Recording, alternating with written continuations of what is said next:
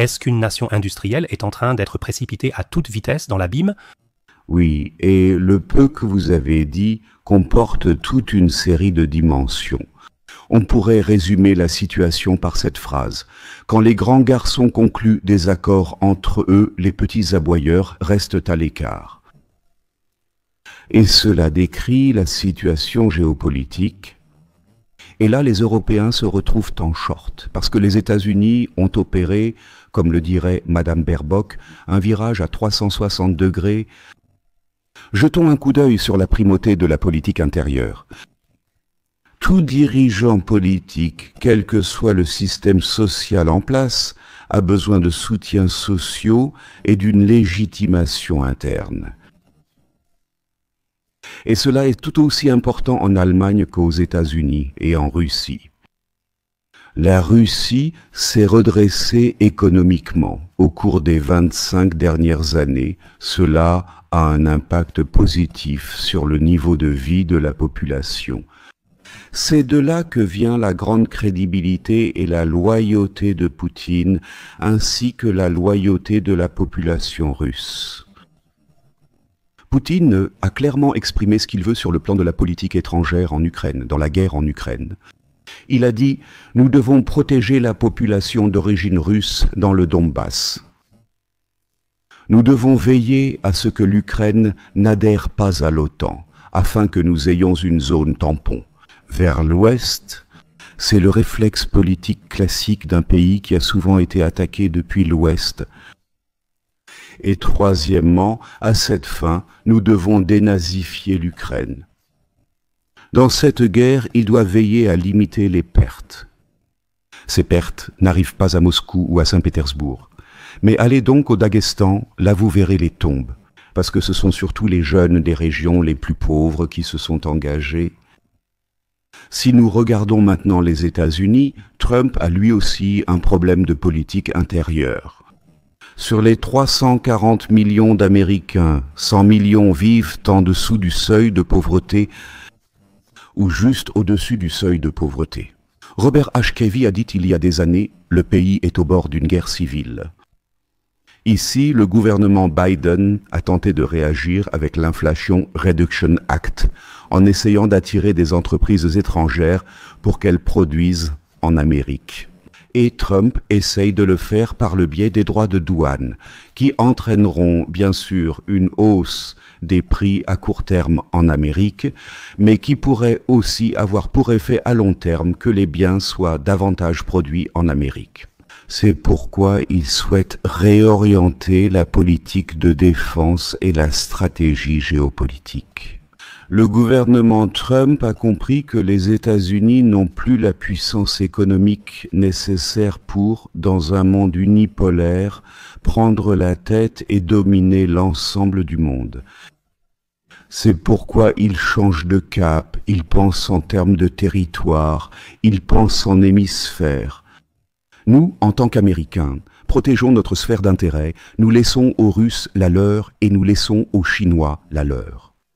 Si vous allez donc sur le site du ministère des Affaires étrangères, du Foreign Office, vous y trouverez une interview avec le secrétaire aux Affaires étrangères, Marco Rubio, dans son intégralité.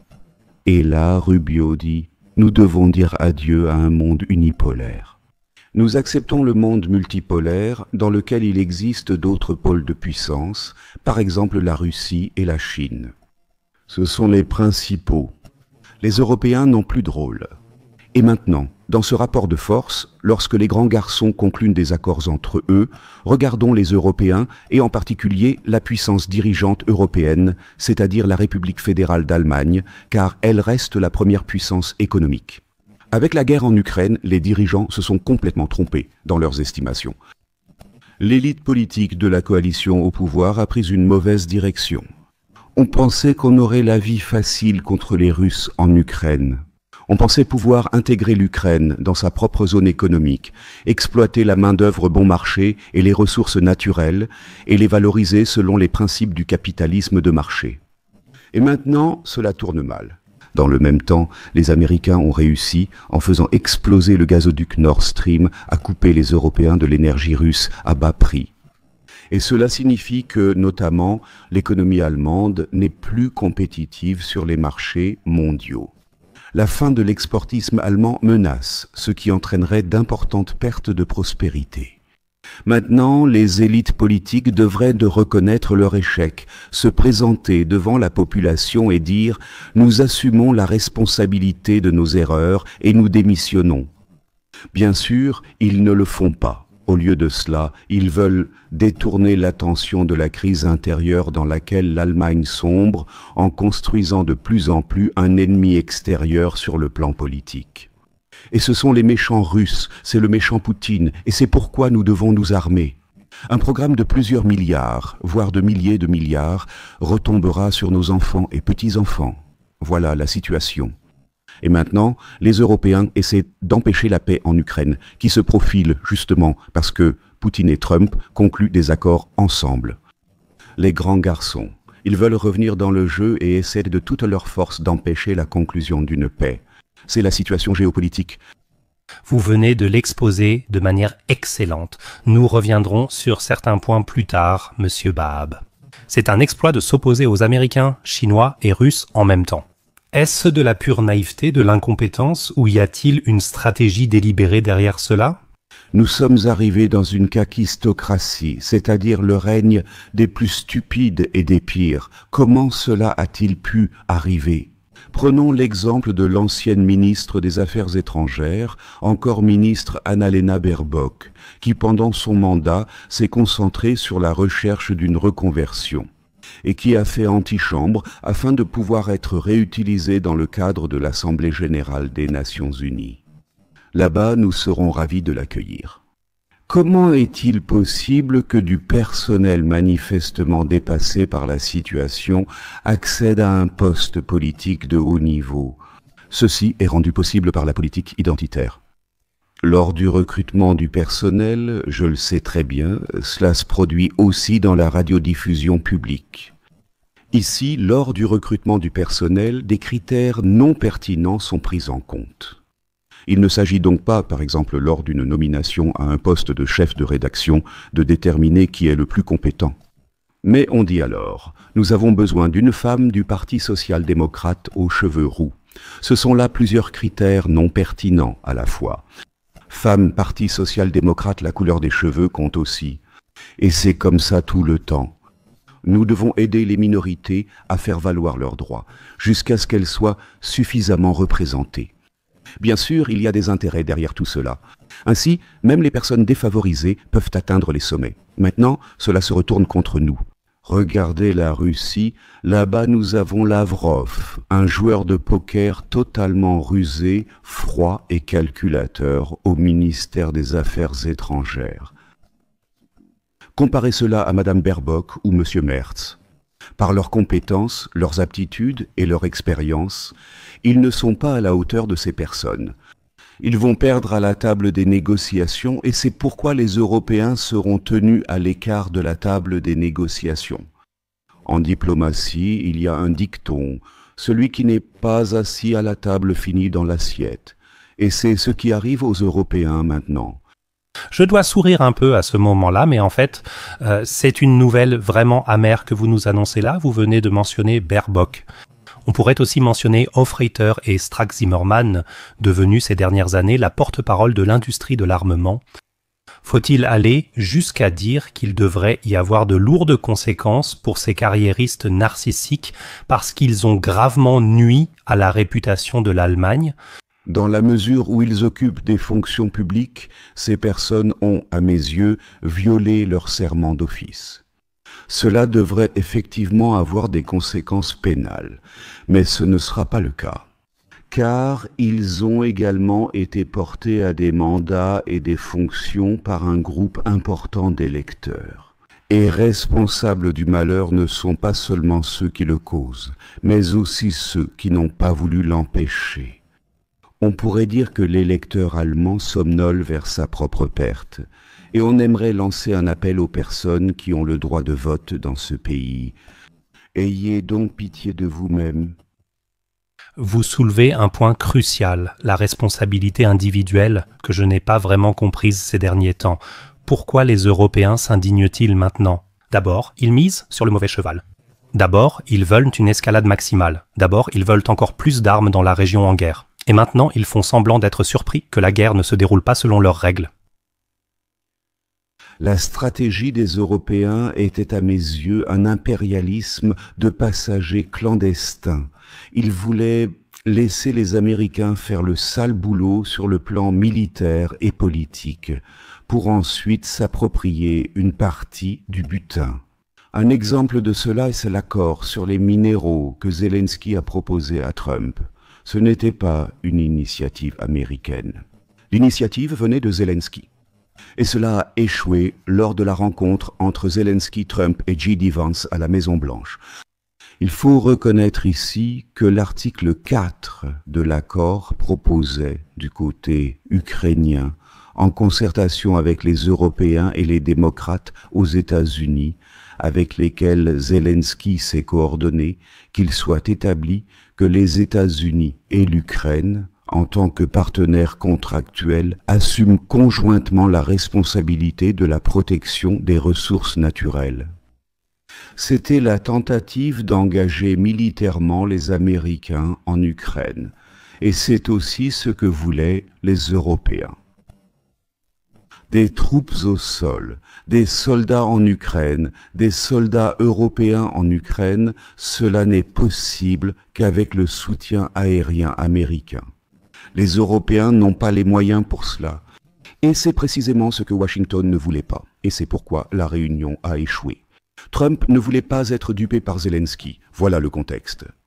Vous venez de mentionner le butin. J'ai vu quelque part des chiffres allant de 500 milliards à 2000 milliards qui devraient effectivement être versés en terres rares comme contrepartie. Est-ce la preuve que, lors des guerres passées, même celles dites d'agression, il s'agissait toujours au final de ressources naturelles? Il s'agit toujours d'intérêts économiques et d'intérêts géopolitiques. Ici, nous avons la situation où une grande partie des gisements de terres rares ukrainiens ont été explorés à l'époque de l'Union soviétique. Cela signifie que nous n'avons pas de chiffres actuels, il faudrait mener de nouvelles explorations.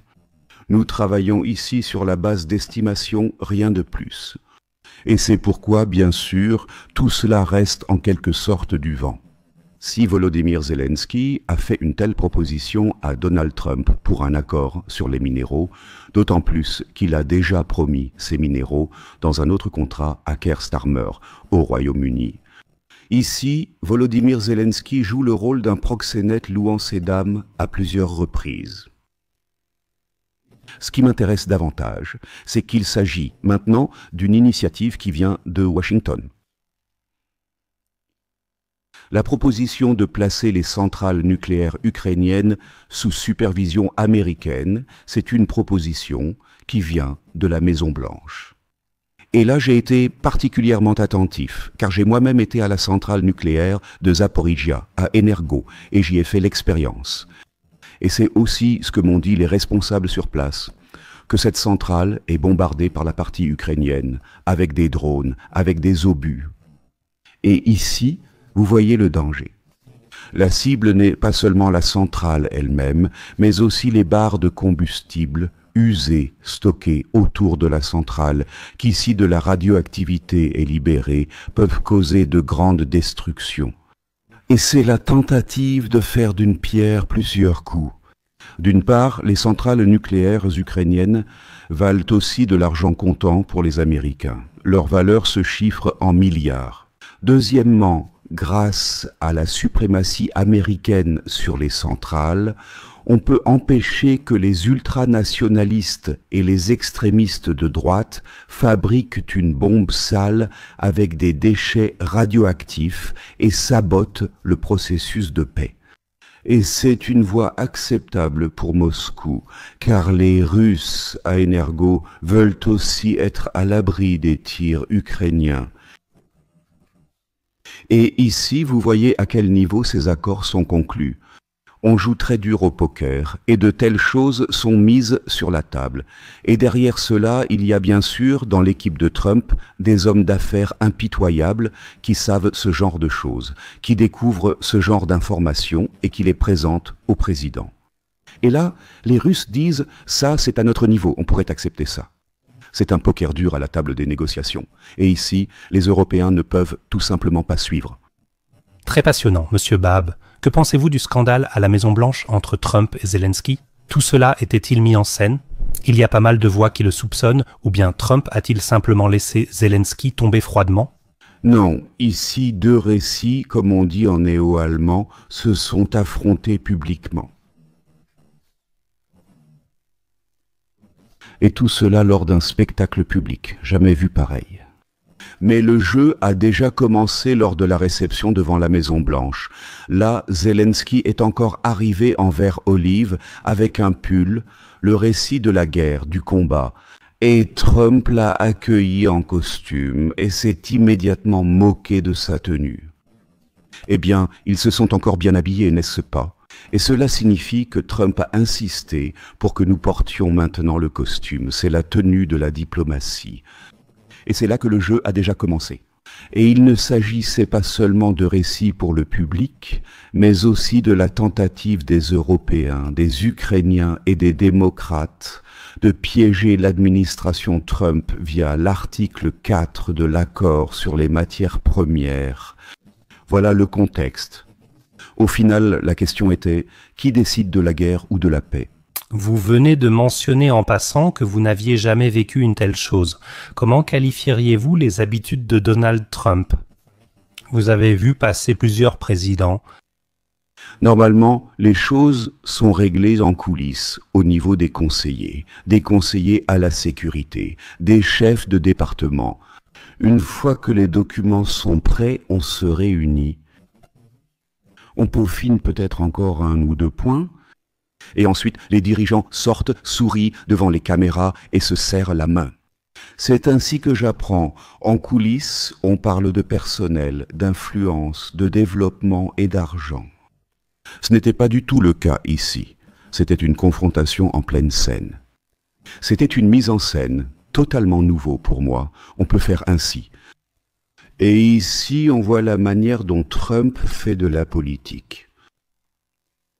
Ça a un peu une ambiance de saloon, et autour de la table ronde sont assis les joueurs de poker, tandis que les autres sont debout autour et observent la scène. Qui a la meilleure main? Et Trump a vraiment mis ça en scène. Il savait bien sûr quels accords Volodymyr Zelensky avait conclus avec les Européens et avec les démocrates. Il suffisait de consulter son agenda. Et il savait qu'il devait maintenant le laisser échouer, et c'est ce qu'il a fait. Qu'est-ce qui fait le phénomène Donald Trump? Trump est présenté comme un magnat de l'immobilier new-yorkais un peu stupide, mais ce n'est pas du tout le cas. Quand vous parlez avec des représentants de l'équipe Trump, et mon ami Robert H. Kirby est assez proche de ce cercle, mais d'autres analystes géopolitiques observent cela également. Ainsi, il a la capacité de rassembler autour de lui des personnes qui le conseillent intelligemment. Un tel revirement géopolitique n'est pas facile à réaliser, même pour une superpuissance. Et ici, il est tout à fait au niveau de Vladimir Poutine, qui a lui aussi cette capacité. La capacité de s'exprimer devant la presse pendant 4h30 au forum de Valdaï et d'échanger avec experts et journalistes sans notes ni crayon. Seul quelqu'un qui a autour de lui des conseillers capables de lui préparer cela peut y parvenir. Ceux qui lui disent « Vladimir Vladimirovitch, tu dois lire ça cette nuit pour demain », ceux qui lui résument les problèmes. Et les dirigeants sont forts lorsqu'ils sont soutenus par une équipe solide. C'est Trump. Ici, il y avait aussi des considérations géostratégiques. La direction travaille en parfaite synchronisation avec le président. Marco Rubio sur le site web reconnaît le monde multipolaire. J. Evans affirme à la conférence de Munich sur la sécurité que le principal danger n'est pas la Russie, mais la limitation de la liberté d'expression en Europe. Et tout le monde se regarde d'un air gêné et réécrit son discours pendant la nuit. Voilà la situation. Donc la direction américaine en a bien discuté. Et maintenant, la question est, l'équipe Trump peut-elle s'imposer? dans la lutte en coulisses, dans l'état profond, contre ces forces qui veulent hiberner pendant 4 ans et espèrent un président démocrate pour leur succéder. Monsieur Baab, j'ai récemment reçu Alexandre Teske, ancien journaliste, auteur d'Inside Tagesschau. Et là, le terme « bouton de dégoût » a été utilisé, en parlant de Donald Trump, en parlant d'opinions indésirables. Et après coup, j'ai été très troublé qu'un terme aussi dur ait été choisi. Parce que je pense que, justement, en tant que journaliste, il faut avoir quelque chose de très critique, quelque chose de très rebelle, aborder un sujet sans préjugés. Que ceux qui façonnent l'opinion nous informent de manière aussi unilatérale, je trouvais cela vraiment, vraiment effrayant. En regardant mes 40 années dans l'audiovisuel public, je ne voudrais pas parler de bouton de dégoût dans ce contexte. Mais il est clair que